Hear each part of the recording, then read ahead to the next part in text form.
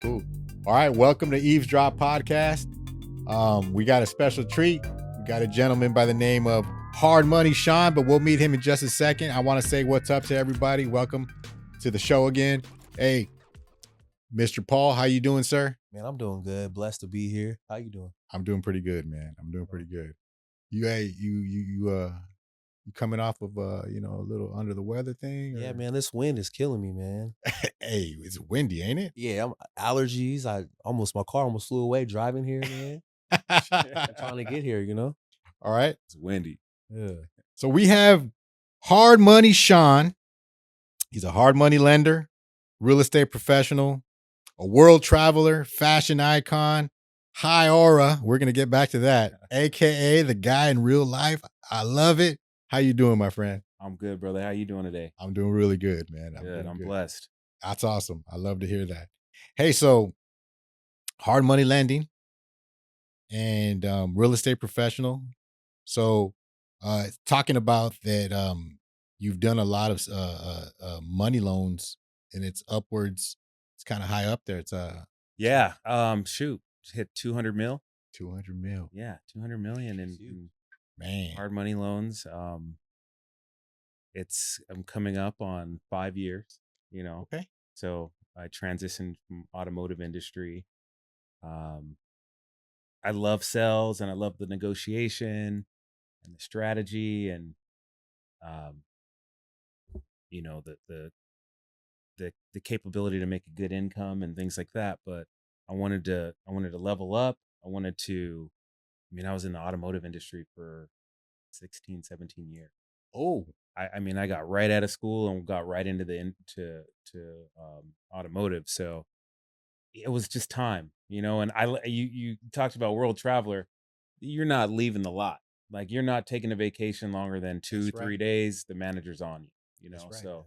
And you don't get to enjoy the weekends. Yeah. Oh man, that's crazy. You say that, like, if you get 2 days off during the week, that is a car guy schedule. 5 days, 2 days off, like Monday, Tuesday, which is cool because nobody's at the mall on Monday and Tuesday. You can get your errands done, but it's something different being off on the weekend. So just the ambitions to want to travel, got me to start thinking. I was 23, 24 years old. I had just had my daughter, and I didn't want to get far from her because she was in Hesperia, California. Okay. And her mom and I, we split pretty quick. We're great co-parents now. We have a great relationship, but that's a long story. But didn't work out right away. But I always wanted to be close to where Mia was. So, I worked at Savage BMW for about 4 years, and I was like, you know what? I'm gonna go join the best store, which is Crevier BMW in Santa Ana. Man, I did a good job, but I hated that job. I did it for a year to the penny. Why'd you hate it though? Because, like, I was stuck in the office and I wanted to be kissing hands or shaking hands and kissing babies, out there. So I did it for exactly how long I needed to get to the next level, which was sales manager. My buddy Blake calls me. He's at Ferrari Maserati Newport Beach. He's like, Sean, we split every deal. There's four of us. So every car, Gran Turismo, Quattroporte, Ghibli, every car sold, we split it 4 ways. So on your days off, you're making money. On our days off, we're making money. Wow. Smart. Man, that lasted for 2 years. That was a fun job. We were making a lot of money. We had the Balboa Bay Club across the street. We had a company Duffy. We'd go hop on the Duffy, go to Seoul, grab some margaritas, do a little cruise through the channel, come back. I was like, man, this is it. But things change. Maserati was trying to, like, get into the competitive space, but they really aren't making the product to do that. So I eventually went to Audi from there. I went to Audi Beverly Hills, and I was a sales manager. Grown accustomed to that. How many years again? How many years in the card business? 16. That's 16 years. You put in the time. I put in the time, so when people see, oh, Sean's on vacation, oh, Sean's always has a fresh fit, it's like, you weren't saying that to me when I was at the lot every weekend, losing friends because I could never go out. And then I had my daughter, so on my days off, I had, like, people forget all about that. Yeah. Then it says that you went from, now we're talking hard money lending, real estate. So then you said, I'm going to go from selling cars to property or to houses or to loans. Which one? Yeah. So I knew I wanted to be in the real estate space. So my grandfather, rest in peace, Ed Waller. So I'm Sean Edward Waller. He's Edward Waller. You know, Okay. he named me. He was a mortgage broker. Okay. He was a professional real estate guy. So I went and got my license, but I really didn't do anything to it with it until now. So I kept it active, and I told you I was a general sales. My final job was a general sales manager. It was crazy. It was a very humbling time in my life. So um, I take a vacation because I didn't live near the dealership. I moved from Los Angeles. I when I left Audi Beverly Hills, I took a 3 month hiatus. I traveled the world and I came back. Mm, Corporate Audi called me and they're like, "Hey, you need to go and interview at the store. They need a GSM." I was like, "All right." I went, got the job. So I came in and like revamped the sales process and our numbers went up. And what they didn't like was I made them work hard for the profit on the cars. The managers didn't like it, salespeople didn't like it, but they started to like it once I taught them how to do it. mm. It was interesting. You might not like something until you learn how to do it. You know Because what you I might mean? be stuck in. Yeah, that's actually Yeah. So I very taught true. the sales guys, and they were thinking it was magic in a bottle, and it was really just fundamental stuff that I learned from like Grant Cardone seminars. Fast forward some months, I take a vacation, moving to get closer to the store. We have a record month. I'm thinking, man, this is great. I'm a freaking GSM. Like I did it. Like I busted my ass all this time. Like I've been dreaming of this. Like you're living your dream right now. Yeah. I come in after moving. They're like, hey man, we decided to eliminate your position. Um, here's your final check. Mm, I went out graceful. Dapped him up. I was like, hey man, thank you for the opportunity. Um, Cleaned my stuff up and left. I called the general manager maybe a month later.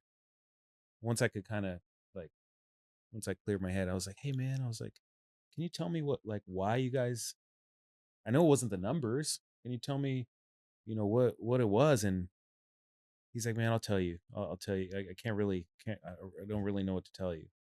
Fast forward 6 months, they sold the store. mm, So, I mean, I had the highest salary in the sales department. They had to cut it. When you cut that salary, it makes the acquisition look a little bit better on paper. You know what I mm. mean? So I was just a casualty. You hear, when it's man, you got to be careful what you wish for because the higher you get to the top, you're the first one out. Man, it was crazy. It was crazy. I took a little time off, and my girl at the time, she had just got into to wholesale and acquisitions, and she knew I had my real estate license, and she knew I wanted to get into real estate, but I just didn't know. I went on a ride and drive with the guys at Villa, like on Corona Del Mar. I was like, maybe I'll sell $1 million real estate. And then I went to, I think his name is Jerry Beezer, maybe, uh, Laguna Beach escrow and title guy, Mm. Chicago title. Mm. He's like, maybe I'll be a title guy. I didn't know what I want to do. Maybe I'll go to appraisal school, but I'm doing real estate because I know there's a lot of bread to be made, Yeah, and I know I can transition all of my skills that I've had right over to this business, just selling a different product. that's actually what I was going to ask because I know that it's a big industry, and so where did you start to zone in as far as where you wanted to? So, okay, so back to an introduction. She basically told me, she said, "I know a guy that I know you guys have a very similar personality, and we're doing all the negotiating with these investors, and then he's just sitting on the sideline, and then he comes in and funds our deals when we're done negotiating and everything." And I was like, "Yeah, I want to meet him." Mm. So I went to meet with Scott Towns. He's a partner with Easy Street Capital. That's a firm I'm with. And I just told him, I was like, "Hey, Scott, I think I can do this. You're not going to meet anybody with the negotiation skills that I have. I've just done it for so long. I've done phone, I've done internet, I've done finance. Like I've done every aspect to fully understand this job. You just have to teach me the underwriting. How can I offer terms and this and that. So this was February of 2020. It was crazy times, right? So um I interview with him. He's like, you know what? I don't have anything. I need somebody that can come in and originate. I don't have anything, but let me think about it. So I'm like, all right, cool. So I go to Mardi Gras, the first super spreader. Remember that? I'm on the last day of He Mardi said Gras. the first super spreader. Yeah, I mean, COVID. it's Oh, yeah, February 2020. it. Like, yeah, Super spread. the first super spreader. So I'm out there having a blast. Mardi Gras, Bourbon Street. I'm on my last day. Scott Towns calls me. He's like, "Hey, man, now let me back up. I told him I'd work for free. I was like, "Hey, I'll work for free. Like, I just need to figure out what I'm doing, And then once I did, then make me an originator." So he calls me. He's like, "Hey, man, I got to figure it out. When you get back from New Orleans, come in and see me." So I meet with him. He offers me a job as an underwriter. Probably a $200K a year pay cut from what I was doing before. But I was finally in the position where I was like, okay, I got enough stored away where I can make this transition. I don't even really need the salary he's offering because I'm going to make way more than what I was making. Sometimes you got to take a step back to take some steps forward. You know what I mean? And that's all it really was trusting myself, trusting my skills, not listening to anyone, because anytime I told people that I was leaving, I had dealers calling me left and right, like, "Hey, man, you want to come? You want to work here?" And I was like, it was hard because it was hard. Like, I was like, Yeah, man, especially maybe, if good personalities were involved. yeah, yeah. But I knew I couldn't put my heart into automotive anymore, and I have the personality where I'm not really fighting. I'm not like a fighter. I'm not fighting for relationships. Like, it comes or it doesn't come. Yeah. I don't fight for a half deal. If you really want the half, man, you could have it. Like, we work together, and I know your kids, you know my kids. If you want to get in my pocket, if you really think you're entitled to it, have it. That's just my personality, because I know it's always come to me. And I just I don't want to mess up the blessing. You know what I mean? So Good stuff. yeah. Hey, Yeah. so you mentioned you're a family man. You got a daughter. Yes, I do. I have a One? beautiful daughter. Her name's Amia Lane. Yeah, 17 years old. Her mom called me right before this. She's like, we got to plan the high school graduation. She wants to have a graduation party. Granted, like, she's 4.0 student. She's never got a B. She's in the highest math class you can have. She's in calculus BC. She's already in EMT, basically. She's going to be an anesthesiologist. That's huge. She's going to be in school for 12 years, so I'm trying to help her as much as I can. Yeah. But she's just been incredible, man. I take her to Vegas. We float around in the pool, and she'll open up to me. "Dad, this and that. I just want to be a kid." I'm like, I know my girls might, I know there's some other girls that you see that are my age. And she's like, "I'm not really there yet." But she just gets it. She gets it. She's on time. If something's due on Friday, it's done on Monday. Like, that's the difference between men and women in my opinion. Preparation. Yeah. Mm-hmm. So I've learned a lot. I've learned so much from her. I have 3 brothers. My mom was a mom and a dad. So I never really had a feminine presence. I mean, my mom's beautiful. Don't get me wrong. Like, she's a feminine lady, but raising me, she had to be tough. So I didn't really know about women. I kind of had to figure it out being the oldest. So having her, it's like, dang. Oh my God. Let's see if we can get into this interview. So, you talked about playing. Your competitiveness comes from sports. What sports do you play? Man, I did everything, man. I ran the 100. I played point guard in basketball. I played receiver, played corner, Mm, both ways in football. Um, Played center field in baseball. Uh, man. Man, I did. Yeah, yeah, no, yeah. I Yeah. still play. Yeah. I mean, I still play. That's how we met. Like, this guy, I mean, ball is life. You know what I mean? Ball is That's life. how we met. Most of my relationships now comes from the guys at LA Fitness. It's really a place where guys can go and just let off a little steam. You ever wonder why you hear arguments on the court? It's because the wives at home are bullying their men all the time. Now they come to the I courts agree with and that. get to let it out. Yeah, I agree with that. And we get to deal with it. And I'm like, man, I get it. I Yeah. feel you, man. Go ahead, man. Take your time, man. Yep. But it's just something about that. It's like Yeah. it can bring two Yeah. competitive mindsets together. Yeah, yeah. And that translates right over to business. It does. And that leads me into a question where when we asked you about, you know, belief or a message that you'd like to share, and then I like your answer. You talked about regardless of race, gender, or you can always control your own destiny. Man, this is a huge topic. It is. This is a huge topic.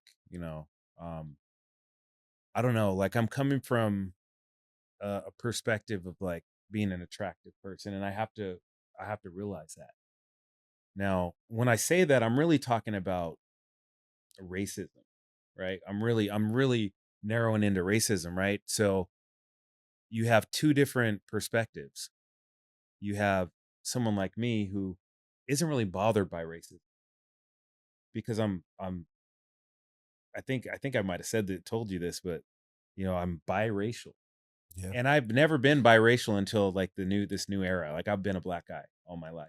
Yeah. And growing up in Apple Valley, there's a lot of white people that live there. So when I walked in the room, I was a black guy. Now I went to Kenya, and they call me Mzungu. That means white man. You know what I mean? So it was crazy. I landed in Kenya. I was like, the motherland.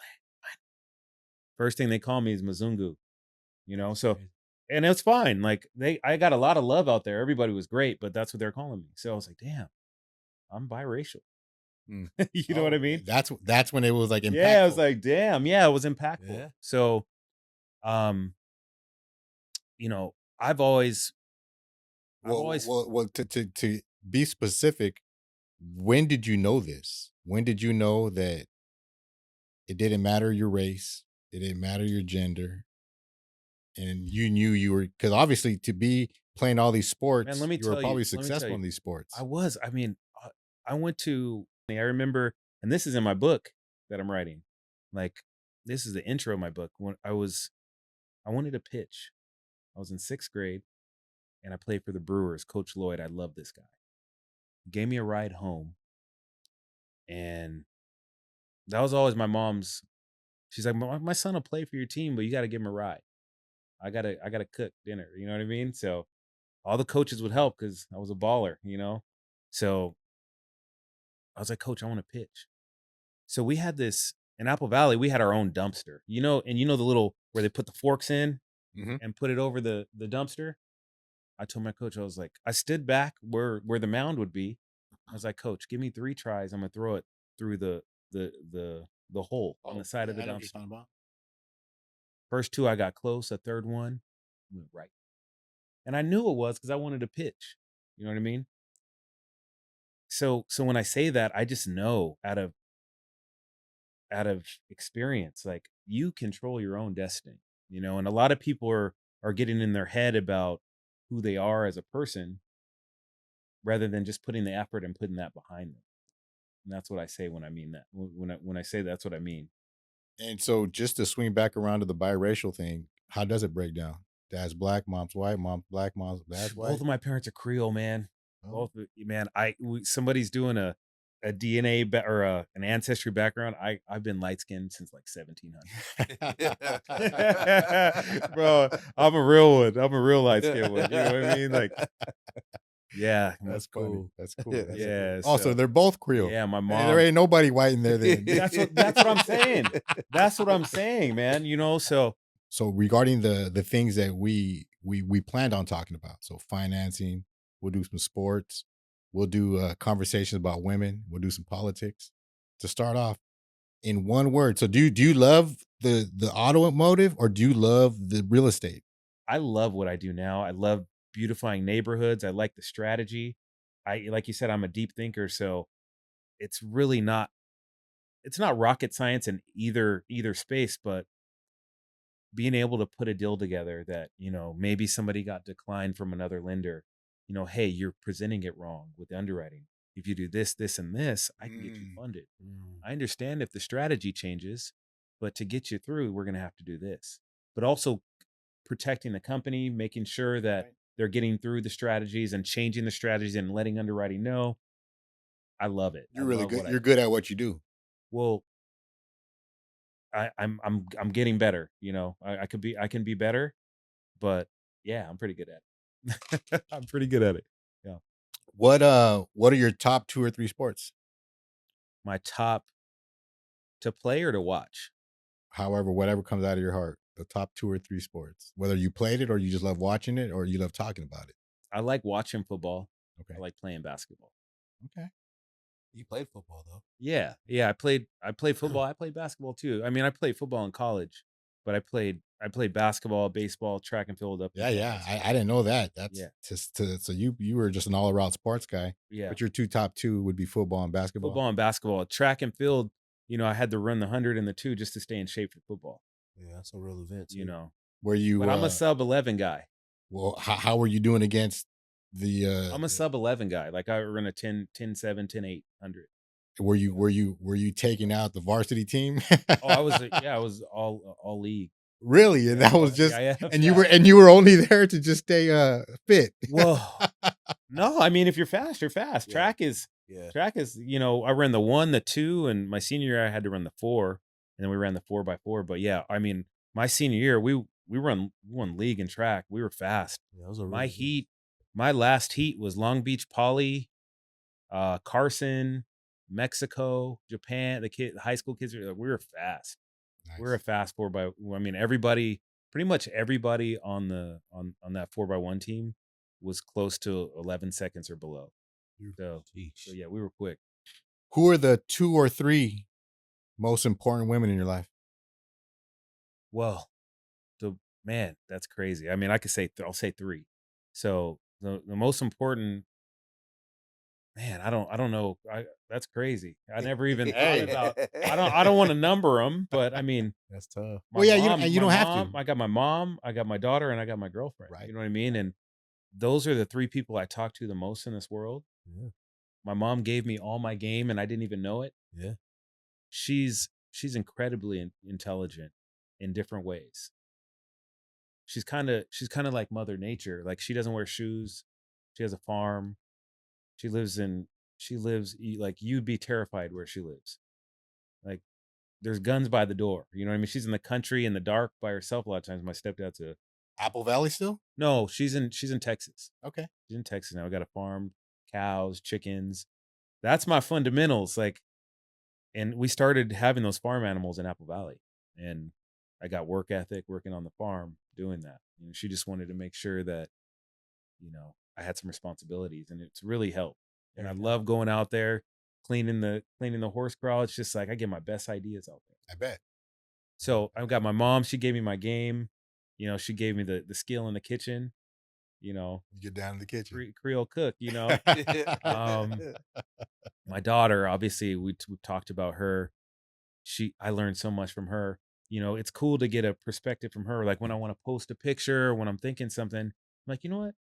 Let me get Amia's perspective. Yeah. Like she's smarter than anyone. She knows. And she's the new tech. Like she's going to know. Yeah. She says that like the cringe, and I hate that word, by the way, but she says that. She's like, Dad, that's cringe. So I'm like, okay, well, I'm not going to do that. When you said hi aura, I was like, man, you must be hip.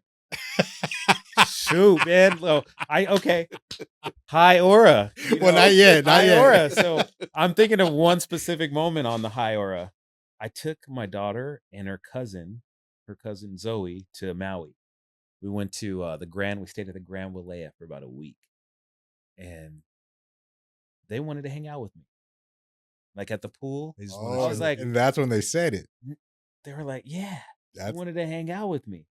And then like I'll go to her basketball games, and she's like, Dad, it's awkward. All my friends would think you're cute. And like, you know what I mean? I'm that dad. You know what I mean? So I come in fresh as hell. I come to the games fresh as hell. Like, yeah, you got to. You know what's funny is I came across that word between my 2 boys. So we go measure out my son's Letterman's jacket. And when he tries it on, his older brother's like, "Hey, that's aura right there, bro. That's aura." And then I'm thinking, "Oh, that's the new word, Aura, huh?" that's cool. Aura. And then now the second Aura. time I hear it is this guy Well, right so here. she That's told me. crazy. So we do a trip every year. So this summer I took her to Costa Rica, and we did paddle boarding. We took I drove like 21 hours in Costa Rica. It was What? incredible. Yeah, man, I wanted to see the whole half of Costa Rica. I pretty much I covered didn't know it half was of that it. big. Well, I didn't even cover the Caribbean side. So I did the Pacific and the North. Mm. But she's like, "Dad, my aura's plus 1,000. My What? aura's plus 1,000 because I'm paddleboarding in the Pacific Ocean right now." Damn. You know what I mean? And I was like, Well, that's that "Dang." combo right there. Yeah. That's That's that cool. So she new. keeps, but hip hop has really bridged the gap for my generation and hers. Okay. Like I love hip hop. I'm trying to wean myself off of it because I need different vibrations in my life, but I can't help myself sometimes. And I've made an effort to not be like, oh, 90s rap was the GOAT and that's all I'm gonna listen to. You know, I really listen to everything and I like the art. Um, so I really feel like hip hop keeps us close. I agree. I would agree with that. Too. All right. Next question. So a little different. The way I'm gonna ask this. What 2 or 3 things, and it could just be one thing if it is two. 2 or 3 things that you would love to see change in politics. What would I love to see change in politics? Well, I mean, Or do you I can't want say to I want to I want everybody to be able to have freedom of speech. I like that. I agree That's with all I that. want. We- I want we- everybody to have freedom of speech, you know. I mean, and I was gonna say to help you get a memory jogger in there, like you can't say that it's fine the way it is. No, absolutely not. It's not. And, you know, and I think that's what people like about Trump. I think they like that this guy's not a politician. He's just kind of shooting from the hip, saying crazy shit. Who he and, doesn't like. But who doesn't want the Fed to be eliminated? You know what I mean? Now, Everybody. obviously, if we did that, this iPhone's going to probably cost $5,000. But that's fine. Like we're gluttons in our society. Like we have a lot of shit that we don't need. That's right. So we should be taxed on these goods, and that way we can kind of help this environment of ours. That's right. You know what I mean? So if you really dig down deep, that might not be the worst thing, you know. All right. Might be a good idea. Getting taxed a different way. So that could be something, a change. You know what I mean? Tax a different way. That'd be a huge thing, you know, not having a How about term limits? what's that? Term limits. Oh man, do I have an issue with term limits? 4 years? You know, the issue, the fact that these are career politicians that have been there 3 decades. well, okay. So yeah, we're talking about House representatives, we're talking about Senate. Yeah, I got you. Yeah, I mean that's got to change. But here's the thing. Here's a problem though. You get a president in for 4 years, and then it takes you a little bit of time to undo the doing. Yeah. And then you're voted out. And now it's kind of I don't know. Well, it's funny, you know, Kind of makes sense thinking about it in both perspectives, because sometimes you can't get the job done if you don't get elected again. there's a term limit for the president, and we've been doing fine for how many years? There's 2 terms. They get to serve 2 terms, but that's not the case for a senator. They can keep on getting, they can keep on reeling, they can keep on. Right. And then you got people that are in there 40 years, 30 years, 20 years. We won't say any names. We won't say any We won't names. say any names. But we are following their stock moves. We Ah! are following their stock moves. I'm not saying any names. But Hey, is there a husband and a hammer involved? Don't hate the player, hate the game. No, hey, I love that. All right, that takes us right into some cool things that you had talked about being passionate about. So I got questions for you. I'm gonna fire off some questions, and I'm gonna look right into this camera right now and say, for all the dudes listening, take some notes, because this gentleman has he's got an interesting way of thinking, and we're about to find that out right now. All right, so let's just start off with the stuff that you're into. Hard money. What's hard money? Hard money, a competitor for cash. Right? So imagine being able to buy a home that has potential, enormous value potential, whether it's buying it and quickly selling it for a profit, or buying it and becoming a landlord, collecting um, monthly income to your entity or your personal name. What I do is I offer a way to do that. So you call me, you let me know what the address is, and I look at it with you. I'm more I mean, I'm a banker, you know. I don't look like your typical finance bro, but that's what I am. Yeah. Okay. You know what I mean? That's the mind. That's a mind that I Fiduciary. have. What would you Yeah. compare the hard money lending to? So there's hard money lending. There's So it's a non QM loan. It'd be compare. It's a bridge loan basically. So I don't require an appraisal. That's my secret sauce. I can close a deal in 3 days with no appraisal. mm, You come in with typically 15% down. I come in with 85, and I can provide the budget for renovation. So you tell me I need you to sell me on a deal. Mm, And then I look at the deal. I go to tax records. I am a realtor also. So I have access to the MLS. I pull up I go 180 days out. I go a mile out. I look for similar square footage. I look for similar bed bath count. If I can find a comparison for what you're trying to do, I'm good with it. If I can't, that's where the problem lies. got it. Or maybe I need more money down. Maybe we need an appraisal, you mm. know? So sometimes I'm on board. There's just no data. But if I'm really good at looking at market data and agreeing with the market data and executing very fast, my pre approval says 5 to 7 days. Mm. You don't have to have experience. You've got to have a decent FICO score. You got to have proof of funds. That's the big thing. The people that I deal with have money. Mm. So you need to show me that you have the proof of funds to execute the project. What is that going to be? The 15% down, the third party fees, insurance. You got to have a vacant course of construction policy rather than just a regular homeowner's insurance policy. Costs a little bit more because you're building, there's a project involved. You have to pay escrow and title fees, and then the origination fee, which is typically 1 to 2% of the loan amount. Gotcha. And then I also want to look at loan servicing. I want to look to make sure that these are short term. It's an interest only deal. It's typically 9 to 12 month loan, and the sooner you're done, the more money you're saving because it's no prepayment penalty. Mm. So you're just a race against a clock to fix this place up and either sell it or put tenants inside and refinance it to like a conventional or a debt service coverage ratio loan and collect monthly rent. So when you say it's a game changer for those looking to grow wealth, is it people getting into hard lending or people that just using the hard lending to do something else? Well, real estate itself. Real estate. Real estate itself, because there's so many different strategies in real estate. I know guys that wholesale deals. Sean, I found this property for 650 grand.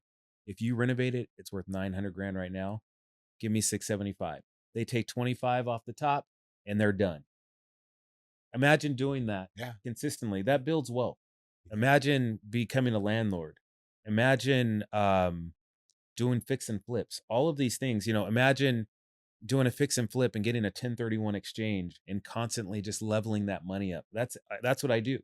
I help people with 1031s taking their profits and not being taxed until that money's taken out years Mm, down the road. mm. So there's so many different strategies in real estate.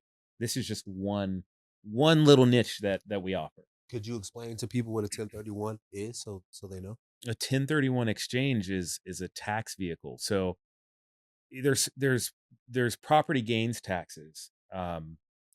If you were to sell a property right away, you're going to get taxed at a higher level than you would if that house was seasoned for a couple years before you sold it. So what people do is they get a 1031 exchange, and that allows you to identify another property within 90 days and move the property, move the profits into that, into the 1031. And now you're not taxed there and you just can continuously do it. Now you have this high value account that was never taxed and then it's taxed when the money's taken out. So it's really a legacy type vehicle, Mm. so, but like guys don't know, people don't know about this stuff. And that's how people are getting rich. Yeah. So on hard money loans, are there risks that people overlook? Absolutely. What are they over? What do most people overlook? Your budget. Mm, So I'll have a conversation with somebody and I'll teach them the game, teach them how it works, and then 3 or 4 months later, we're doing business. That's kind of how it works. For some reason, it's a 90 to 120 day.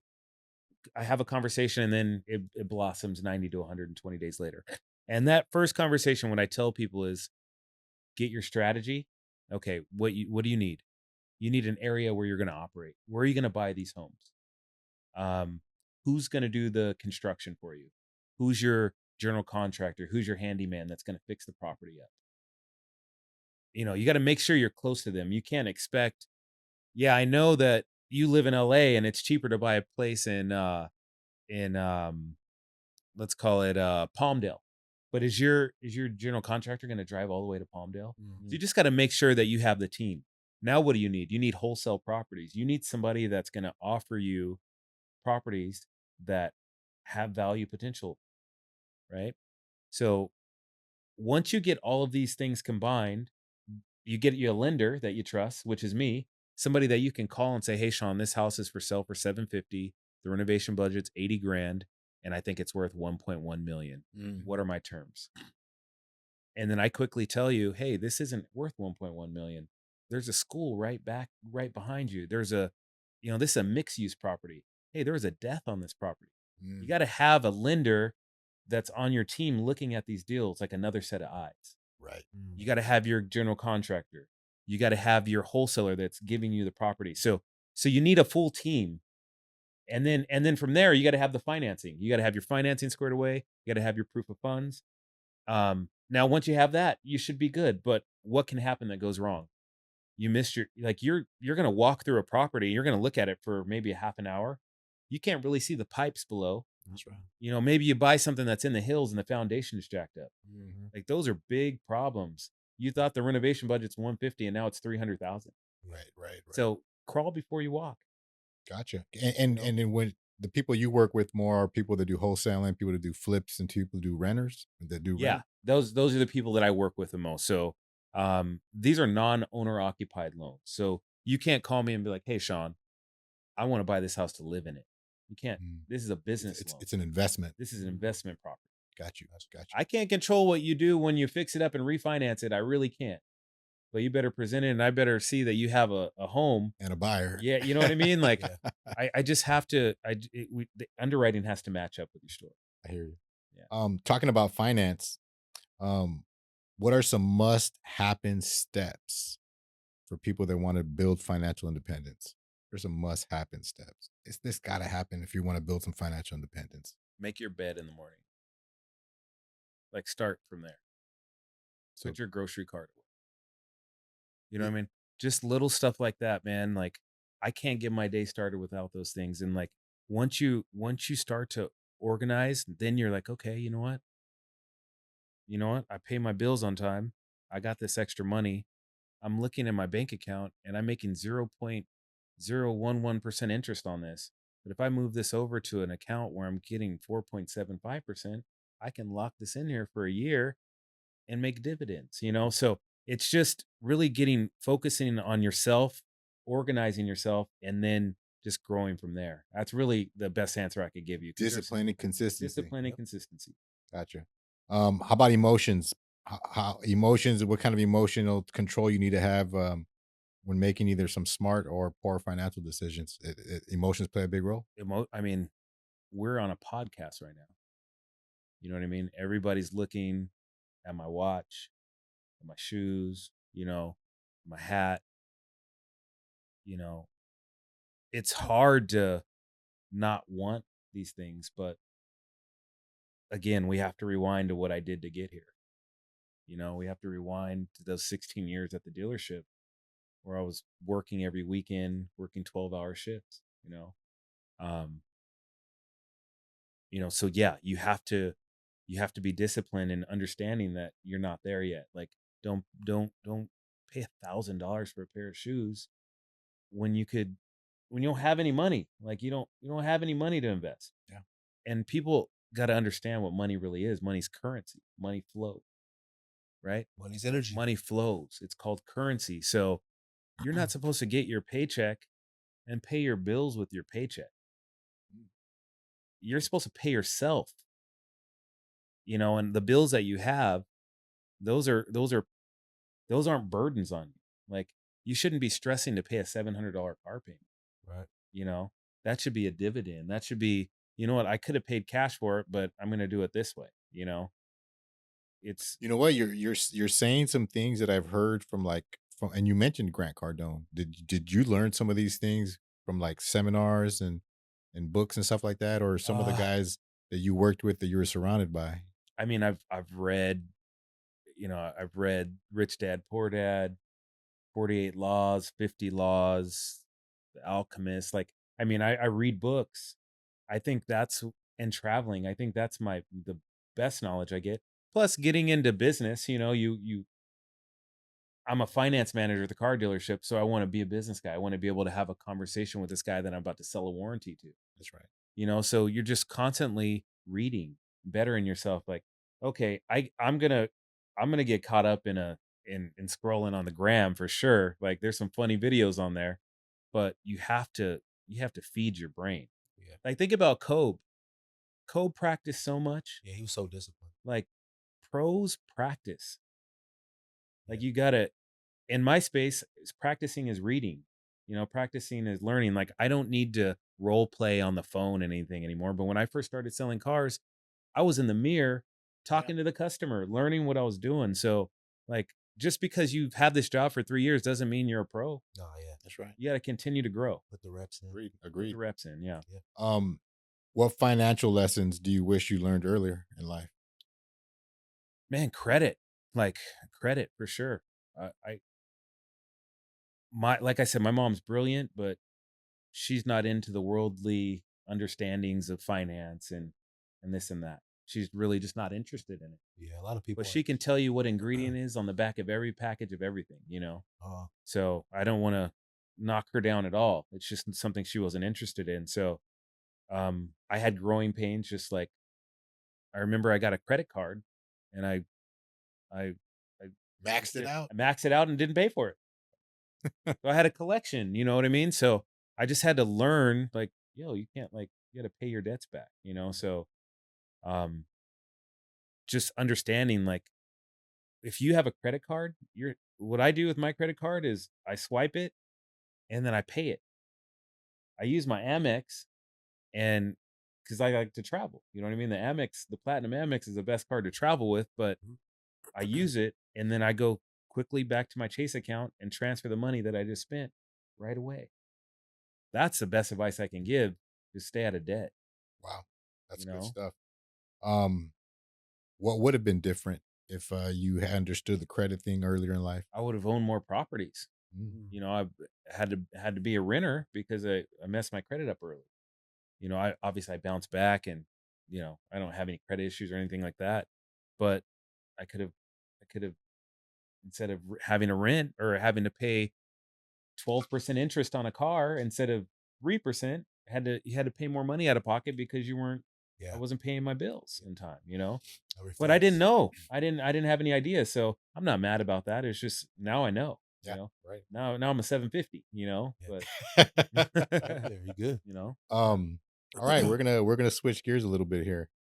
How to deal with attractive women, huh? Ooh. Get into it. Eavesdrop, ladies and gents. How so to uh deal with attractive women. so Mr. Sean has some points and some perspectives on how to deal with attractive women that we're about to learn about right now. Why would you think that men often feel intimidated by attractive women anyway? Well, this is a great question. You know, I think we have to rewind it because I think men are a little bit afraid of beautiful women. I think they are, and there's some self-conscious issues that you have to you have to deal with before. Like, you can't be jacked up inside and be in a relationship, right? True. So you got to get your confidence before you can do it. But you got to realize that this girl wants to be in a relationship just like you do. Like, just because she's pretty doesn't mean she's not a human. And there's only two things she can say, yes or no. You have a 50% chance. It's a massive percentage. That's a fact. It's a I massive love that. I percentage. love that. It's a massive percentage. 50, if you told me I had a 50% chance of succeeding, I'd probably try it. Every time. So um man, what I think what happens today is it's like a intro it's a let me introduce you culture. Let me I have a friend and I think you guys would be perfect together. I'm against that. Like you're not allowed to hook me up with anybody. Like I need to get my own. And the reason being is because you're giving people second place love. Mm. And what I mean by that is like that's not the girl of your dreams. That was the girl that was your homegirl's friend. And you were like, well, she likes me, so I like her. So you're not giving her all this love that she needs. Like my girl, my girl's beautiful, but I wouldn't be able to maintain her. I wouldn't be able to keep her. When I say maintain, I'm just saying keep her intrigued with me if I didn't constantly have conversations with her and talk to her. And I just think that you're I'm digressing, but you're in this relationship with somebody that you don't really even you didn't want them. So now all of a sudden she's not interested in you. She cheats on you. She's mean to you because you're not treating her how she wants to be treated, but because she's not even the girl you're supposed to be with, Mm. right? So I really think that men really need to go out there and get their woman. And what do you Get think? that What do you person that think they want. stopping them from that? Their confidence level. I think their confidence level, and like I said back to the percentage, you have a high chance of her saying yes, but you also like present yourself properly. Like I see how some dudes approach women like some people have charisma and they can do it. You know, I just wanted to introduce myself. Do you think? That's really all you have to do. You Yeah, think I game agree. and confidence are the same? Absolutely not. Absolutely not. I don't because I'm not I'm not the guy that is like we have guys that are shooters. Like we got a homie, we won't say any names, Yeah. but we go out with him, he's gonna do all the work. Yep. He's gonna do all the work. He's gonna line everything up. Yep. But if you bring some girls over here and have a conversation with me, that's where the game kicks in. That's where the game kicks in. Yeah. And like they're not leaving until the next day. I was I can attest. listen, I can attest to listen, that. like I'm at the like I'm not single now. But You got stories. when I am single, like if I go out and we have people over after and I'm like, all right, I'm going to bed, like I'm not asking somebody to go to bed with me, like they're just following. Like policy. Yeah. Am I lying? No.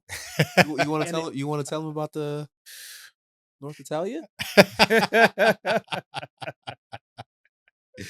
Yeah, I don't want to give up my spot, G. All right, man. But- Just how everything Blow up the happened, but yeah, I spot, got but- it. We'll reel that back in. We'll reel but that back no, in. but So what do you think? So the guys that have the problem with being intimidated by attractive women, we know it's confidence. We now know that it can be some game stuff. Um, what's the best way? What can they do if they don't feel that they have any of that? man, this is Can you make a zero into a hero? If you took him under as your wing, could you? well after they read my book, you know, What's the name of the Cold book? in Real Life coming soon, coming soon. So listen, you might not be the best looking person, but you can get fitted. You can match your shoes with your socks. You know what I mean? You can match, you can get a nice belt, you can get an earring, you can get a nose piercing, you can get a mohawk. Like give yourself something to talk about. Yeah. I You know love what I it. mean? I love Go it. to the Conversation gym. piece. Listen, Yeah. I can't go to the gym. Yeah. Go to the gym. Yeah. You got to work out. Yeah. You got to work out. Like I don't know what people are doing not working out. Like go walk, go hoop, go run, go to the gym. Like you got to do that. Yeah. You know that you're I hurting love yourself that. if you I don't. love that. I got two sons, and I don't necessarily think I've ever given them the fashion tips. Mm. And you just pointed out a list of them.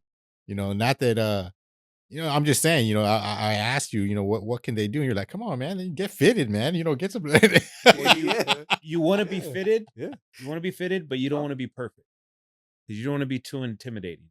Like, let's say, Oh, explain that one. yeah, because you don't want to be too intimidating. In your settings, read your setting. Yeah. And did you Give them a mess up on something on purpose. Yeah. did you pick up on that when you No. kind of recollected? You didn't be like, you know what? I think I was being I like that. picked up on so many different occasions when she told me that. Oh, after that. Yeah, Yeah.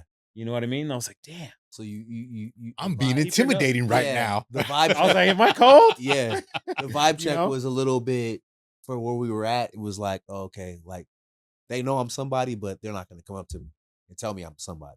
But that's how I am, man. Like, who would I be not to come invited? Like, I'd be letting people down. I'm here for the people. And they gotta adjust accordingly. I'm here for the people. All right, so we did it. We talked about confidence. So, rather than looks or money, confidence will impact a man's ability to connect, and we talked about that. What are some healthy boundaries to maintain when dealing with romance attraction? Healthy boundaries. Like, you're not gonna get yourself tied up in multiple scandals, right? No. So, and it's kind of it's interesting, man. So I got out of a really long relationship and it took me a long time to get my mojo because I cared about her a lot. And it ate me alive that she wanted it all or nothing. Mm. She wanted it all or nothing. Yeah, I know he's talking. And like, man, she was my best friend. Any on my come up, we leveled each other up. We leveled each other up. So I'm like I'm leveled up and like I don't have anybody to share it with. But I knew she wasn't the right girl for me. So I had to make that tough decision to let her go, and I didn't expect to not have her friendship. So I was in a really tough place and policy really helped me, just having a guy to go out with and I just kind of had to figure out the game all over again, and I had a nice spot, high rise, 2 bedroom. I live by myself. You know what I mean? So I created the strategy. I was like, okay, this is what I'm gonna do. Like date nights, I'm gonna tell her it was clockwork every time. Yeah, I'm dating, so I could date whoever I want. And I was very upfront, and here's a strategy. You guys ready for the strategy? Sure. Ready. Okay. So when the date starts, she comes to your place. Hey, you know what? A guy has to have a strategy. Like, don't be the dude that's like, hey, where do you want to go, babe? Yeah. Like, this is where we're going. Yeah. This is where we're No, going. They love that. Women need They guidance. love that. Yeah, they need They guidance. love that. My girlfriend is everything to me. And I remember meeting her friends for the first time, and she was like, they were telling me, Sean, like she's so mean to guys. Like, I don't understand, like how she listens to you, and it's because a masculine man came in and told her, hey, like, get your shit together. You know what I mean? And she's like, okay, let me sit straight up. That's it.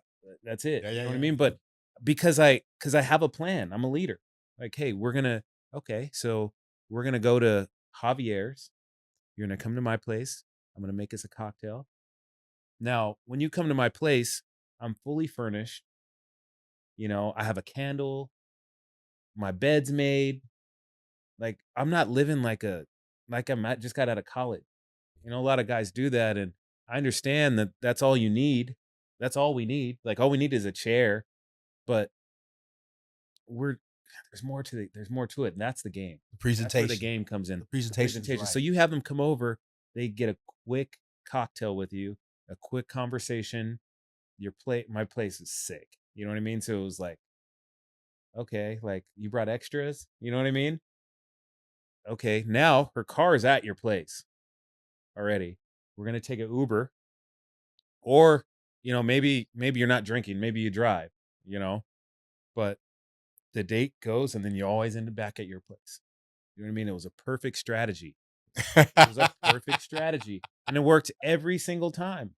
No girl said, "Oh, no, I'll meet you there." Yeah, yeah. Because I had everything planned out. Hey, this is where we're gonna go. Do you have any allergies? You know, type shit. Make it about them. Yeah, but it's just, man, just having a plan. Like, Do you avoid the scandals? okay, so you have to be real. So I've learned that this to let each person that you're dating know their role. Mm. So when Kaylin and I first started dating, I did not want a girlfriend. I was just getting my mojo back. Like I said, he helped me out. I got the strategy. I thought she was fine as hell. I just wanted to take her out. You know what I mean? I just wanted to hang out with her. And mind you, we vetted her. Like he Oh. vetted her, but we vetted her. Yeah, I got her number when he was with, bro. You were my crime dog. Yeah, bro. I was like, She had Yeezys on. like, yo, you got Yeezys? She has Yeezys? She's a white girl. She's a white girl, but she had Yeezys Yeah, on. she rocks. So she was like, Sean, she rocks with us. Yeah. So I was like, hey, can I get your number? And she was like, how old are you? And I told her I'm grown. No, Yeah. I told her my age. And she came back and she's like, all right, well, you gonna write it down or what? So I Well, got hang her on a number. second. Is she older than you? No. Oh, she just wanted to just check you. Younger. She want to say how she want to see. Heat check. You know how women are. Heat check. Come on, man. Sometimes I'm not gonna tell when my age. Man. I want to see how sincere she is. That's interesting. No, it was cool. I appreciated it. And that I should have known her personality right there. But she surprised me so many ways, man. Like, I didn't want a girlfriend. And to answer your question, that's why I'm saying this. I was constantly telling her, hey, I like spending time with you, but I'm not in the mental place to have a girlfriend. Has nothing to do with you. It's a boundary. It's about me coming out of this long relationship, and I want to make sure that I'm getting into another relationship for the right reasons. Mm. So I was very upfront with her. Her being the woman she is, knew what she wanted, and she was like, okay, but you will. Okay, but you will. And months went on like that. And I was like, you know what? Like, I don't want to hang out with anybody else but her. Wow. And that's how I knew. And I was talking to them. I was like, man, bro, like, damn, I'm outside. Like, I don't want a girlfriend. Yeah. But this is like, what Yeah. are we doing? Like, this girl's, she's bad. She's smart. She's a college grad. That's another thing. Like, I have a rule. Like, she has to be a college. What's that? Who's that artist that's saying, I'm sprung? She got me doing the dishes. Hey. There you go. Yeah. Yeah. So she's just solid woman, and game recognized game. I was Nice. like, okay. So, but no, I think, yeah, there are boundaries, and every person that you're dating, you got to state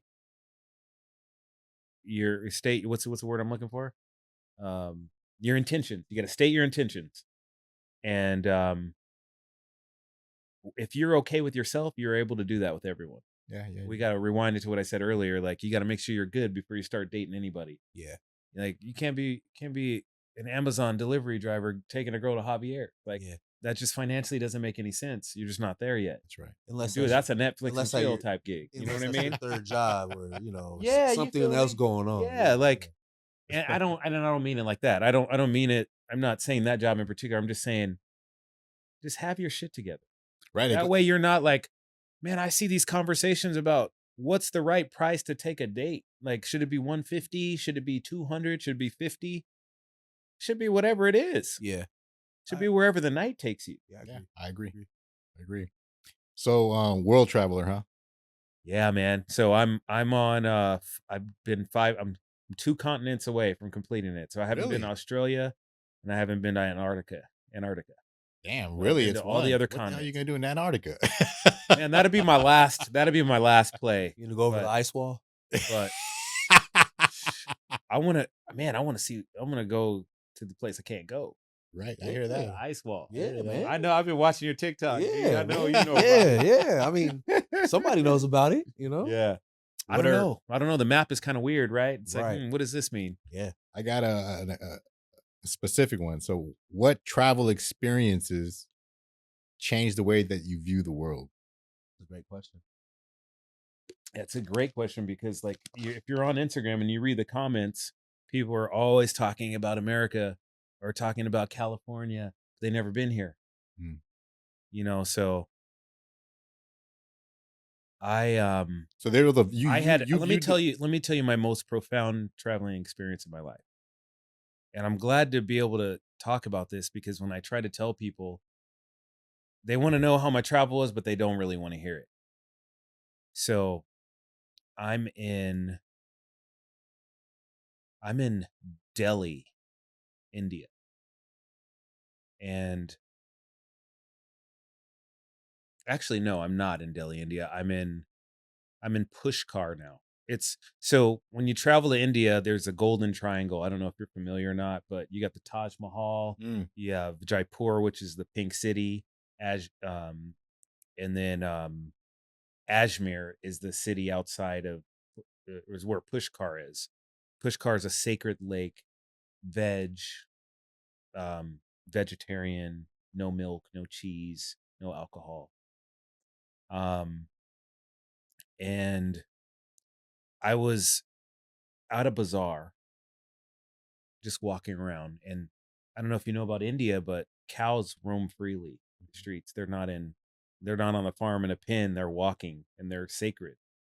So I'm looking at this moment, and there's a cow behind a man on a motorbike, and there's a family of monkeys waiting for this traffic to go by. And then on the other side of the street, there's two dogs wrestling. And then I'm watching these two dogs wrestle until two people get close to them. They stop wrestling to let the people go by. And then when the people walk by, they started wrestling again. The cows come up to the little bazaar where I was, and the lady working the bazaar squirts them with a little water bottle, like, back up, skirt, skirt, skirt, skirt, like, so soft, so gentle. They walk by, then the family of monkeys cross the road. What? I just started freaking bawling. Mm. I just started crying, and I was like, oh my God, like, it's not about black, it's not about white, brown, yellow. It's about every living organism out there. Like, we're all living in this together. And I just watched it unfold in front of my eyes in India. Mm. That was the most profound thing I'd ever Yeah, seen. who sees that? People Yeah. don't see And that. that you answered my question. My question was going to be, as you saw the world one way, what kind of an experience did you have that made you all of a sudden look at it a different way? And I think you just answered it. Yeah. Wow. You know I what? haven't killed a fly since. Like, if Really? there's a spider in the house, I capture it and I let it outside. I can't do it. I can't do it anymore. Do you remember That's deep. an HBO special called True story. "Animals Are People Too"? Yeah. Yeah. Yeah. Now, I'm not PETA. Don't get me wrong. You know what I mean? Like, we have a farm. Like, if your cat is acting up, I'll smack the shit, you know. You know what I'm saying? But everything's respect. Everything's respect is what I'm saying. Yeah. Nice. Nice. Nice. My girlfriend has a cat, so I said, Yeah. I didn't know about cat life. So you talk about,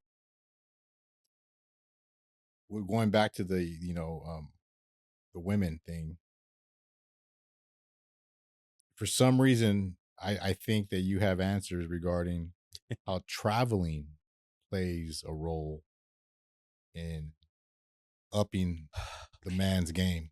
You know, it really does. Like, imagine being able to go to Catch LA with a table full of beautiful women and telling them about your travel from Paris, France, all the way through Marseille, all the way through Nice, all the way to Saint Tropez, Mm-hmm. and everything that happened. Imagine that conversation. Imagine how much they're going to be paying attention to you. Who doesn't want to go to Saint Tropez? Exactly right. You know what I mean? Yeah, So it just gives you more in your toolbox. I like It just your tool belt is equipped when you can say, man, I've been to the Monaco Grand Prix. You know, I walk around with the Monaco Grand Prix hat, and it's like, bro, where'd you get that hat? I'm like, at the Monaco Grand Prix. You know, Yeah. like, it's there's levels to it. But Right. also, I learned something else. And we go back to racism. like I'll accept it. I'll accept the racism because I'm a god wherever I go. I was in Japan for my 40th birthday, and I was a god. That's all I could say. Yeah, You they know? treat you differently. Mr. Waller. Mr. Oh, Waller. yes, yes, everywhere, That's legit. everywhere. So listen, I'm fine with it. I get it. I can understand your intimidation. Um, so to add to that, not only does that confidence in that game come into play, but some independence and resilience. Well, uh, absolutely. And I didn't really think about it. My mom told me I went to last May. I went to Istanbul. Mm. I went to Istanbul, Turkey, and I went by myself. Mm.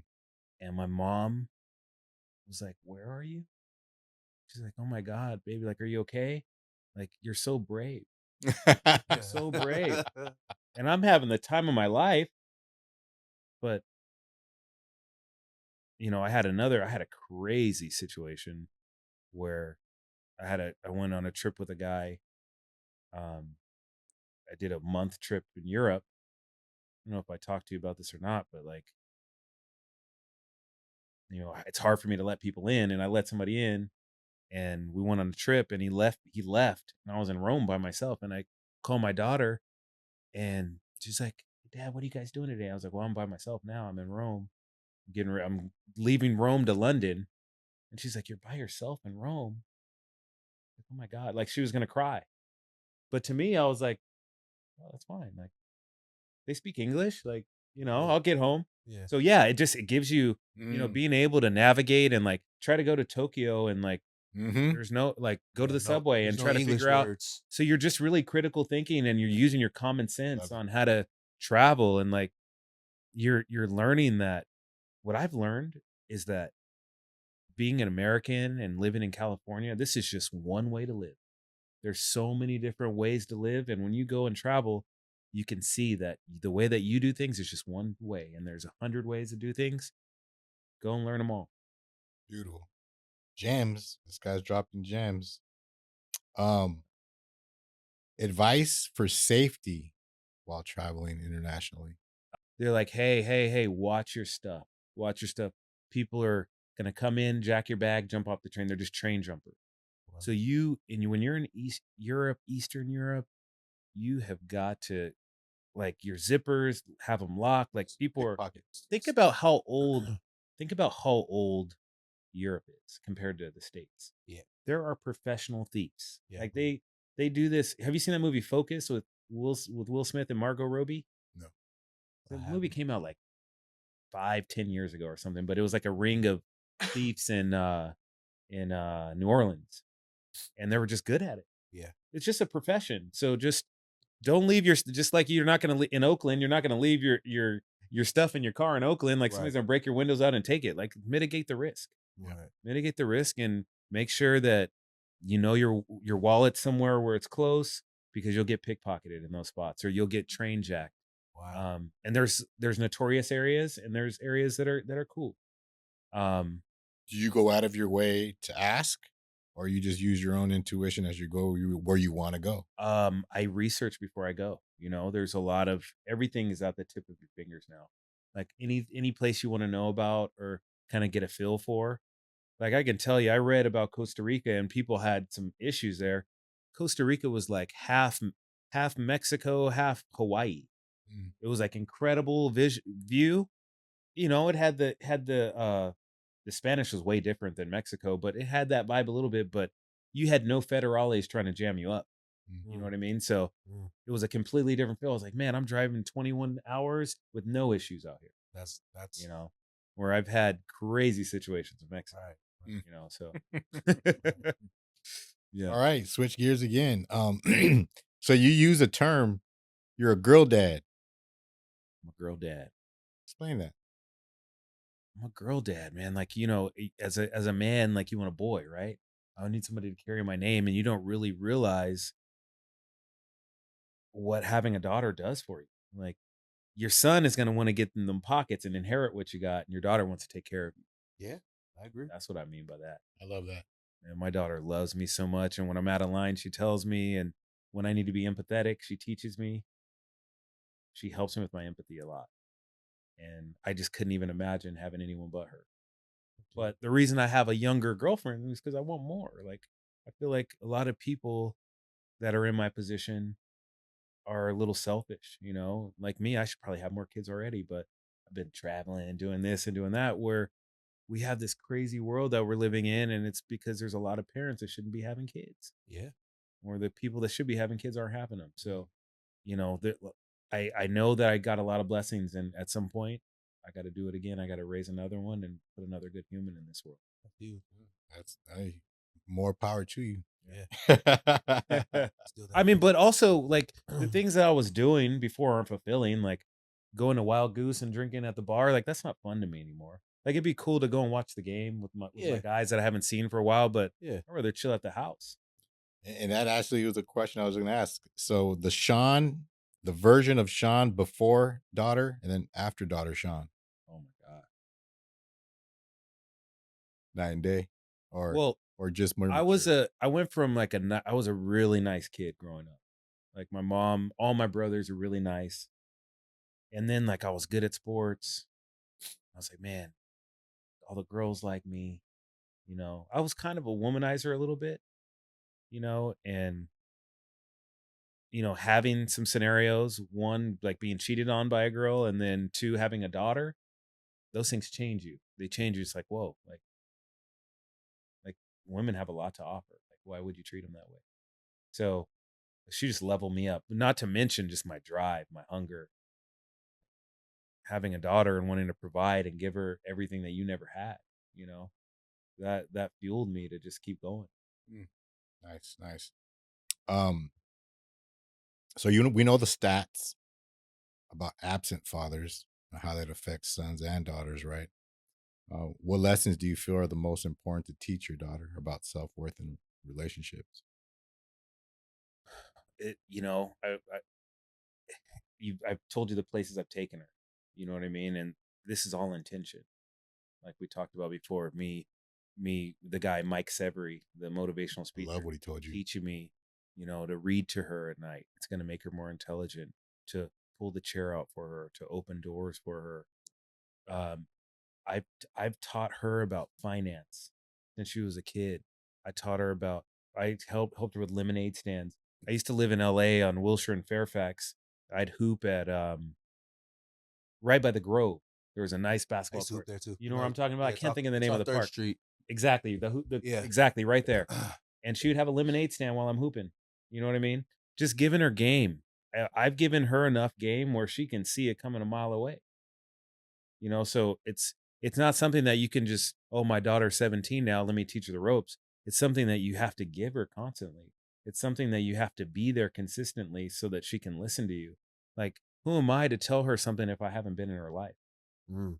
Thanks to FaceTime, we talk every day, twice a day, and we see each other. She sees my fits. I see her fits. Like she's into sneakers because I'm into sneakers. That's cool. We live 89 miles apart, but we're together. But it's an effort from day one. It's not an effort. You can't expect to have this relationship with her just jumping in last minute. You got to be there. You got to listen to her. You got to be empathetic. You ask her about her day. Get through the conversation of, oh, it's just school. Like get through that. Get past that. Find a way to have her open herself up. That's right. That's right. One mistake that I made was sports with her. I wanted to, like I said, I wanted her to be her own person. So when she told me she didn't want to play volleyball and soccer, I let her ride. Later on in life, I was like, hey, she's been on the varsity basketball team since her freshman year. She's a hooper. Yeah, she could hoop. But she hasn't played any other sports. And I know that playing center field and shortstop and pitching in baseball helped me with skills on the football field. They gave me some different type of coordination. Mm-hmm. And it may have helped her, so she told me later in life, she's like, Dad, you really should have pushed me to play some other sports. I was like, yeah, but you didn't want to. You told me you didn't want to. She said, but Dad, you're the parent. And that hit me. I was like, dang, I messed that up. Could have did it. Yeah. So just all the parents out there, don't mess that up. Push them a little bit more. even if they're doing one sport, make them try something else. I would love to see her playing volleyball or something. That'd be pretty cool. Yeah. Yeah. Yeah. All right. Switch gears. Um, what does it mean to carry yourself like a man? Man, it's everything. I'm committed to excellence. You know, I I'm gonna open the door for you. If you're a man or a woman, I'm gonna eat last. I'm gonna lead. I'm gonna I'm gonna I don't know. I'm gonna eat last. Being a man, that's what it means. I'm a provider. Um, I've never been like a penny counter to men or women. Like I'm just like, hey, I can make this happen for us. Let's make it happen. Because you said carrying yourself like a man, and it's what it is now. In today's time, you're carrying yourself like a man. But compared to the past, you think your way of seeing it is toned up or is it toned down? I'm toned down when I'm around other men and their women. I'm toned up when it comes to my finances. I'm toned up when it comes to my daughter. Um, I'm toned up when it comes to my family. I'm toned up when I feel like somebody's going through something and they need somebody to talk to. I'm toned down when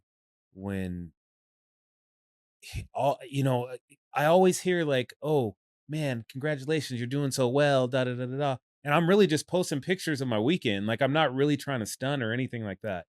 But I don't want to offend anyone or anything. I just, I'm trying to find a balance in, letting you into my life, but being humble, you know. Hmm. But it's just a life experience, and you're like, man, if I could get a do over. Hold on, I love what you're saying. So the next question would be, how can a man exude this confidence without coming across as arrogant or aggressive? Wow. To some, we talk about aura, and your aura is going to affect demons no matter what, right? So Agreed. you're not going to be able to control some people, That's right. but in your heart if you have good intentions or bad intentions, That's right. I and like that's that. all it is. Yep. If it's like, listen, there's some things that I want to hide from some of my friends, and there's some things that I won't hide from some of my ratchet friends. You know what I mean? And if there's something you want to hide from your friend that's solid, it's not right. Yeah. There's something you want to post, but your mom might look at it, it's not right. Right. That's it. No, that's true. That's it. But we're in a society now where excellence is a little bit frowned upon. Yeah. Well, hopefully the dawn changes that, right? Yeah. Yeah. All right, switch gears. Uh, what does it mean to be admired by other men? Man, it's crazy. Like, have you ever walked through South Coast Plaza and when you walk by a dude, he looks at his shoes? Yeah. Like, Like, damn, what like are he's had to those? look at it, check his whole fit out when you walk by. You know what I mean? And it's fine. Like, you gave him a strategy on his next fit or whatever it is, but like, show love. Like, don't be a weirdo. Yeah. Show love. Like, man, if I like your fit, I'm the Yeah. first one to be like, bro, you look great. Or Yeah. like, I don't care what you post, I'm gonna like it. Yeah. I got 100 friends that won't like anything, or I have 100 friends that will only like family photos. But if I post a picture with my young girlfriend, they won't touch it. It's like, if I'm I'm gonna be support. miserable, you can't be happy. Yeah, we got to be miserable together, type thing. Okay, so what does it mean to be admired by other men, and does it matter? Um, it kind of matters. Like, I want to say it doesn't matter. I want to say it doesn't, but who doesn't want to be admired? And then you Um, also give it in return, like you of said. course I do. Yeah. Of course I do. Like, I truly like. I'm more of a person, a people person than an animal person. Like, I love people. Like, I have a good connection with people, and when I see somebody trying effort, like, all I want to do is like uplift them. And I know that's a lot of people aren't that way, but that's just me. Like, I want everybody to win. Yeah. And I think we touched on this. It was the importance of humility versus self-assuredness. But I think we touched on that. Unless you want to say another something else about that. About About that balance of having some humility versus your self-assuredness. Yeah, well, you can win and act like you've been there before. You know, Yeah, you're you right. can win and act like you've been there before. Not celebrate every damn thing. Yeah, like we're in Vegas for my aunt's 70th birthday, and this was 2 days before New Year, and three of my cousins were with me, and my girl was with me, and the line. We're at Resort World going to Zook to see T-Pain. Oh yeah. By the way, Yeah. right? Probably got that residency T-Pain over goes there. crazy, by the way. Yeah, You he's guys gotta crazy talented. you didn't know that T-Pain has dance moves. Oh, but he does does. these He moves. does everything. He does these moves you're not ready for. Uh, Yeah, they're pretty dope. yeah. That's And of course, not to mention the voice. But this line was going, the line was, a Vegas line at night, Yeah. getting to the club. Yeah, it's rap. And I'm looking at my girl, I'm like, I'm gonna make this beautiful woman wait in this line. My beautiful cousins are gonna wait in this line. My cousin Timmy was already there. He got there early. He was halfway through the line already. Yeah. So I walk. I'm like, I'm just, I'm very like with the camera and the couch thing. I'm like, who should I be talking to over here? right. I don't have a plug at Resort World. I'm a Caesars guy, right? Yeah. So I'm like, okay, this dude over here has a little badge hanging down. He looks important. So I'm like, hey man, uh, you work here? He's like, yeah. I was like, well, how do I'm not gonna wait in this line. I'm not gonna wait in this line. And I was just confident. I was Yeah. just confident. Yeah. And I'm thinking like, how can I get in? And he's like, well, if you go right over there, it's $90 for guys and $45 for girls, and you can get in. I was like, all right, I can pay for all of us to get in. I was like, is that the best you can do? Negotiation. Is that the best you can do? Right. And he looked at me.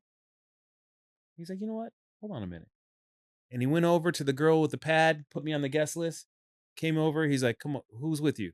Oh, you come in. And I'm thinking, why didn't I didn't see one other man try to do that? Mm. But it was worth a shot. Right. Yeah. Right. 50-50. It was worth a shot. And like my cousin, he's gonna remember that for the rest of his life. Because he was still in line. I was like, Tim, Probably come on, was get there out of for line. like an hour or 2 hours. I got him out of line. okay, I said, okay. come on. Yeah, He's with us too. Yeah. He came in. My cousins were with the girls. That's the type of men they need to be dealing with. Yeah. The problem solver. I like it. I like it. All right. But that was it. There was no bragging or anything. Like we got in. Yeah. That was it. Had a blast. But they know what happened. Yeah. And for free. That's crazy. Right. From Free. $90 $0. to zero. Right. $0. All right. Hey, so that wrapped up. We're at halftime now. I wrapped up the questions that we had. We're gonna start winding this down. We're gonna do some controversy things and also some humor. Do you want to clean up any misconceptions about hard money? Whether people think it's a scam or it's for people that have bad Man, credit? hard money is a fantastic tool. It's definitely misconceived as something where bad people with bad credit use it. My average in our portfolio is a 723 FICO. We've done we're a nationwide company. We kind of separated California and the rest because the loan sizes are a lot different here, but we're on our way to 2 billion in California. Mm. And Mm. like I said, 723 average score. So it's not something for people with bad credit. Yeah, the interest rate's higher because, like I said, it's no prepayment penalty. Mm. Think about when you go to get a conventional loan. If you want a prepayment penalty, you got to pay for it, right? You're paying a little bit more interest rate. You're paying for an interest-only loan. It's short term. It's 9 to 12 months. If you're doing ground-up construction, it's 18 months. It's just a tool to use OPM, other people's money. Yeah. Right? Yeah. You can listen. You might have 700,000 in your account, and you can go and pay cash for that fixer and fund it yourself. And what's the opportunity cost of mixing the next deal because you didn't use somebody else's funds to That's help? right. No, that's all it is. That's right. And I think I know what you mean when you say like people who pay a higher interest rate is because they've had some bad credit and they try to bring that over into thinking that I'm getting, I got this high interest rate. Is it because I got bad credit? Exactly. It's not. And it's not. It's not the case. Wow. Gotcha. Um, so clear this up for me really quick. I saw something that you wrote, and you said that either you'll never marry or you'll never marry someone and waste a woman's time. Whoa. Oh no. So that was, you know what? I thought that way for many years. I thought that that's something that has changed. Okay. I respect marriage so much. I respect it so much. Like you see, like I have solid men in my life, friends that I've known since sixth grade that have beautiful families and, you know, 5 kids, 4 kids, 3 kids, and wife like is my best friend too. You know what I mean? And it's like it's a beautiful thing. But the work you put in to get that, Mm. you know, the life that I'm living, I got a pretty young girlfriend. My daughter lives 89 miles away. Like I'm pretty much free. I don't have Oh, to deal with that. so you meant So, that. you know what I'm saying? Yeah, Like, you're like, hey, I may not get married because I'm enjoying the lifestyle that I have. yeah, right. But imagine putting yourself second and putting yourself in a position to compromise with somebody. You know, it's I respect it so much. Yeah, So, yeah. so it's intriguing to me. It's very intriguing to me, and I'm with somebody that I will potentially marry for Mhm, sure. And I wouldn't at this point in my life date anyone that I wouldn't marry. mm. Mm. I really wouldn't. Now, I can't say that because I can go on a couple dates with somebody and it's a wrap. But if we're gonna continue, it's somebody that Yeah. has the values, um, the culture that I'm used to. You know, I've dated Eastern and Western cultures, and I felt that the Western culture was better for me. Mm. You know, I was very attracted to the Eastern culture at one point in my life, and now I want somebody to make their own decisions, not their family. You know what I mean? Yeah. All right, all right. I, Get that when you get home. I hear you on But that. I hear you on sound that. like the pastor over I'm gonna hit you with some. I'm gonna hit you with here. some. Here's some controversy. 2 words: black conservative. Black conservative. You know what? I don't want to say black conservative. I think that's wrong because I'm pro-choice. Okay. I'm pro-choice, but Does I definitely am. I definitely voted for Trump.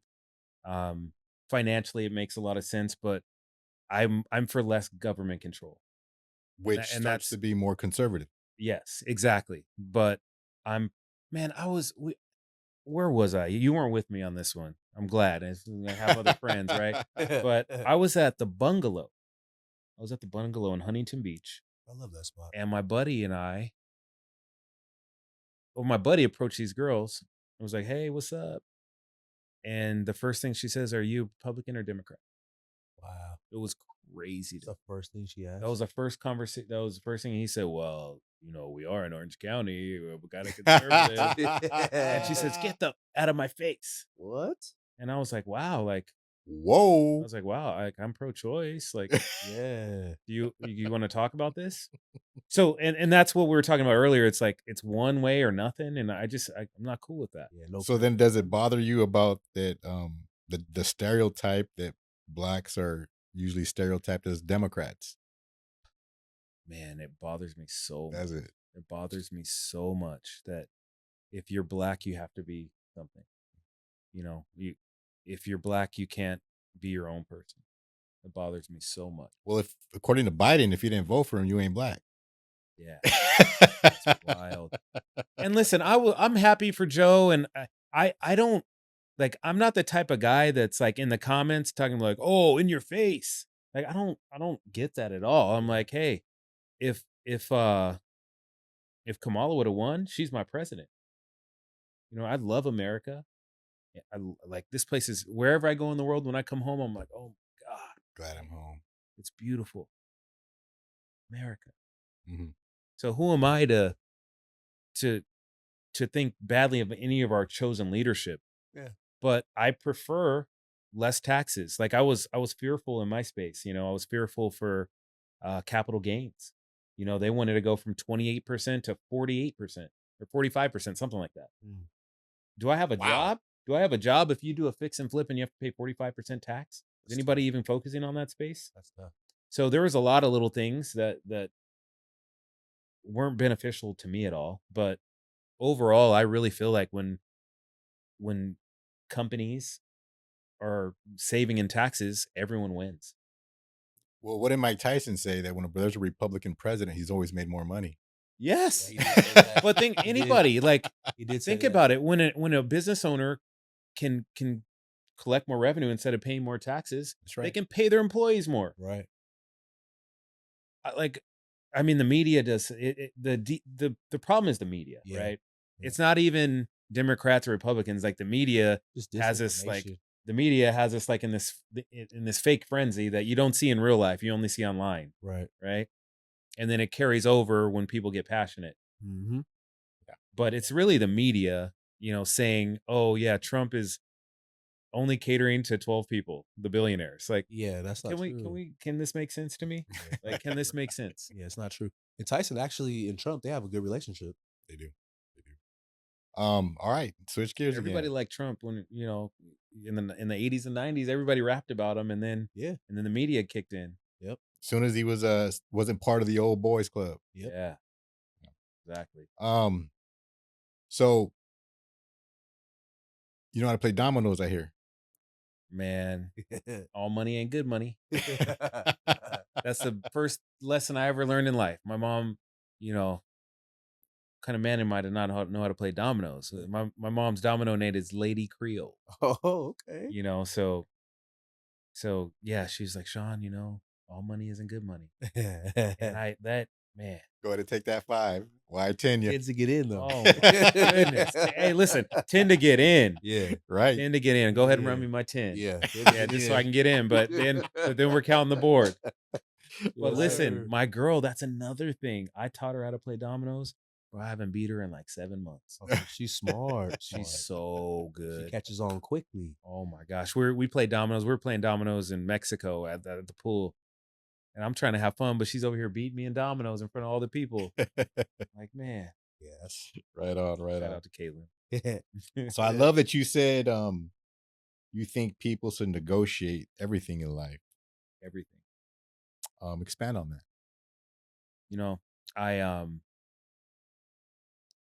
When I was a finance manager at Acura,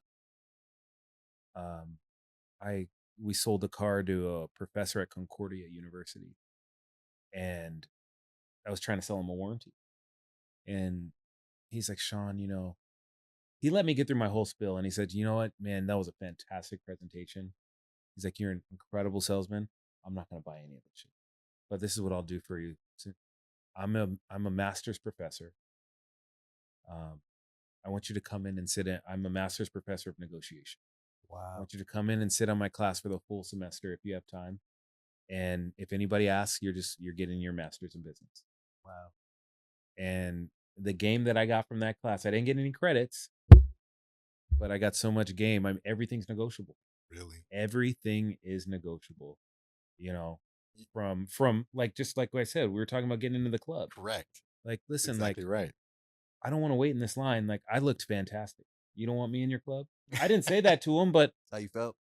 I told Caitlin, come and stand right here. I did. I was like, hey, babe. I was like, come stand right here. Presentation. I said, that was my negotiation. Yeah. I didn't want to stand in the line. I wanted to make my cousins and my girlfriend have a memorable evening. And part of it was the entrance. When we when we land in Vegas, like, pay the extra $30 and get a limo. Pay the extra $30. It might be $30 to take a cab from the airport to your hotel if you're staying on the strip. For $75, you can get a limo. You can play your music. They can take you to get the licks. Yep. Take you to the smoke shop. Yep. And take you to the place. You pay $45. You're trying to impress a girl. What kind of experience is that compared to a stinky cab for $40? It's just, be prepared. When I knew I was going to ask you that question, and then you brought up the Vegas incident, it didn't stop at the fact that you wanted not to wait in line. Even when they said, "Hey, man, you can pay the $90 and the 45," you're like, "Yeah, man, but can't you do some more? Can't you do better?" Well, but 'cause you gotta be logical. You're like, there's 500 people in this line that are going to get in for free. So I'm the only one that made the effort to come in here and make you look important. I love that you noticed that detail right there. I made him look important. Yeah. Everything's negotiable. I love it. I love it. and then you touched on that. So you have any more that you'd like to share regarding no, actually we shared a lot about the hard money loan stuff. Um Fun stuff as we wind this down. We're in the fourth quarter. 3 words to describe yourself. You said positive, attractive, and fastidious. Is that how you pronounce that? Fastidious. Fastidious. What does that mean? Neat. Yep. Okay. Tailored, ready. Dapper Dan. Dapper Dan. Dappered. Yeah. Yeah. Yeah. Yeah. Um, Guilty pleasure. I think you touched on that. So you still into trap music, knowing that you need to higher your vibration. Yeah, man. Listen. Guilty conscious. Young Dolph. Oh my gosh. Young Dolph, rest in peace. But he talks the truth though. Man, I feel like I'm the light skinned young Dolph. What's up? Like when I'm lifting weights, it's Dolph. Future, like super low vibrations. Love Future. Like love it. Like Future's for the boys. You know what I mean? Man. Just zone, man. you get in another zone, but I'm really trying to right now I'm listening to Black Coffee. He's a South African house music DJ. Black coffee. Yeah, he's incredible. So that's what I pulled up to listening when I saw you right now. Yeah, I'm gonna check him out. Black It's more upbeat. It's easier to you can listen to it with your mom in the car. Okay. The ladies love it. Men need to think about that. Like you need to think about, okay, what song am I going to have playing when I take her to the date? These are all things that you need to be prepared for, and these are all the things that she's going to think about. Yeah. So be more well-rounded. Like, yeah, of course I love trap music, but man, know a little country because the women love it. Yeah. Gotta expand. No, you gotta expand your horizons so that you can meet more people. There's racism because they don't know you. Like these people in Alabama or Mississippi, if we had a conversation, we all went out, they would love me. I would Yeah. love them, but Yeah. they're just ignorant. Yeah, You know and what I because of the mean? environment too, though. Yeah, for sure. You're gonna love this one, bro. I asked for a quote or podcast or a movie, a favorite one that he's into right now. I love what he gave. Looks like a phantom until a phantom pulls up. That's deep, bro. It Man, looks like a phantom until it pulls up. it looks like a phantom until it pulls up, man. And that's it, you start checking your shoes. Start looking at your shoes. But there's always somebody bigger and badder. These are nice. There's no such thing as the best deal. No. Which is why the humility part is really important when you Exactly. have it. Yeah. Exactly.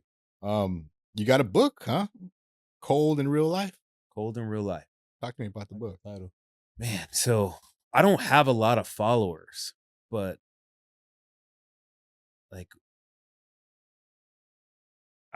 in real life I do. In real life I do have a lot of followers. And this book is just basically going over some very detailed things that have happened in my life. It's it's pretty good. It's rated R. What about It's a rated R book, but what I'm doing is giving you the game on what that moment did to my psychic and why I think a certain way because of things that have happened in my life. Beautiful. What about that journey from idea to actually coming soon? What was that? Did you learn about publishing? Did you learn about ChatGPT? Really? Yeah, I did everything through ChatGPT. It just the layout, everything is at our fingertips now. Like we have no excuse to, if you want to do something, you can do it. Yeah. There's really no excuse besides funding. Yeah. And then there's a way to get funded too. Yeah. Yeah. So you're into conspiracy theories, or you're open to them? I'm not. I don't think they're conspiracy. Exactly. It only takes 6 months, right? For the truth to become, or a conspiracy to be true. Yeah. Share 2 or 3. Created the word conspiracy. CIA. Thank you. 2 or 3 favorite or most intriguing conspiracy. Man, I guess the moon is the biggest one. Which I'm American. We went to the moon, baby. I want to say that. that wind. That wind was tripping me out though. That wind got me shook a little bit. You know, All right. California don't like wind. California kind of on fire today. Yeah. It's just got a little windy. You know, I don't know the wind. Did you ever hear the lyrics from California Kate or from the Red Hot Chili Peppers? Yeah, Californication. Yeah, he says that the moon was in a Hollywood basement. It's in the lyrics. Yeah. Yeah, you'll if he says that in that song. check it out. Yeah, Yeah. That the whole they say it was. I wish I knew the song so I could Yeah, kind they of say- at least hum it a little bit. You know what I'm They say saying? that was filmed at Sony Studios. The moon. The other would So be you got COVID. the moon, COVID. Oh yeah, the pandemic. Yes, COVID. Yeah, it was. I got it. I got COVID, man. I lost my taste Mm, What for a about little smell? bit. What about your smell? I lost my smell. I lost my taste and my I- smell. I- I lost yeah. it on Thanksgiving. Yeah. It was tough. Oh wow. Thanksgiving. But I mean, I had a cold, and I don't want to disrespect anyone that lost family members, but everybody that passed away died of COVID during that time, Yep. Mm, no matter what happened. Yeah. Because the hospitals were getting paid Yeah, my dad passed to away list that before COVID, COVID. which is crazy, right? But they were making so much money off saying, "Hey, this person has." Well, that's what I'm saying. Yeah. So I just, I don't know. I'm not the smartest person in the room, but it just didn't Didn't sit well. fully make sense to me. Yeah. It didn't fully make sense to me. And now that I'm seeing, what happened, I'm happy I didn't get the jab. right. Yeah, me too. Yeah, I was offending people. I didn't even know people had that perception. Like, you think a certain way, and you're not really thinking about the next man's feelings that you're hurting, but Yeah, people were upset about it. super. So I haven't really even mentioned it.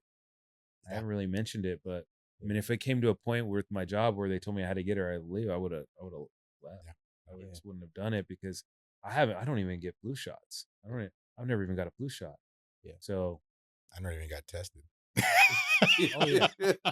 oh yeah, I said I had it. I said I had it because I lost my taste, but I never got tested. Yeah. I was So sick. what they're doing to our young men. You said you blame the media. I don't know. I blame the woke agenda.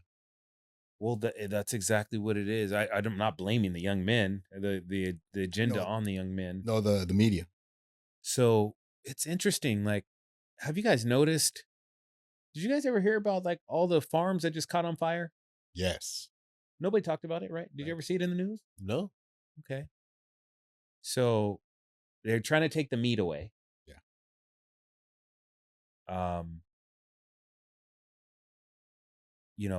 Men, the younger gen are so soft. I agree. They're so soft and they think that they're protecting women, but women aren't attracted to them when they're that way. So it's like, hey man, like listen, yeah, look after your people, but be a man. You should be able to take a joke. Like I should be able to joke with you. And I'm not here to clown anyone, but just don't be so sensitive. I agree. No woman wants a sensitive man. Like she's going to be sensitive for both of you. Yeah. I heard a great quote. To take over a planet, get rid of all the alpha males first. Exactly. Exactly. It's true. And That is true. I don't want to say alpha men are excellence, but like I was saying, there's an attack. There's an attack on. Last two. Bucket list. You say you want to act in a movie.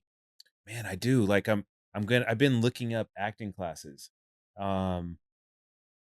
I've got a lot of auditions for stuff, and I've just kind of played them left, just being busy and not committing. But man, dude, like I've been watching Power, like these Power shows. I'm like, man, I want to get in one of these Power shows. That's Shout what out to 50, man. Like Yeah. the 50 laws. Like Yeah. I'm a big fan of 50. Yeah. Linking up with Robert. You know what I mean? 50's that dude. And you know what? That was gonna lead into it. Like, do you got connections? Have you been hit up already? So I hang out with a lot of Hollywood writers. Like last night I played poker in Hollywood. It's funny, I get the news there first before anything breaks. Like they told me, they're like, hey, the sensitive woke stuff, it's gonna start going away. Exactly. They told me that 6 months ago. Wow. And I was like, wow. Like they're plugged out there. Like they kind of control everything because that's where the media comes from. Yeah, I agree. But yeah, I want to have the right etiquette.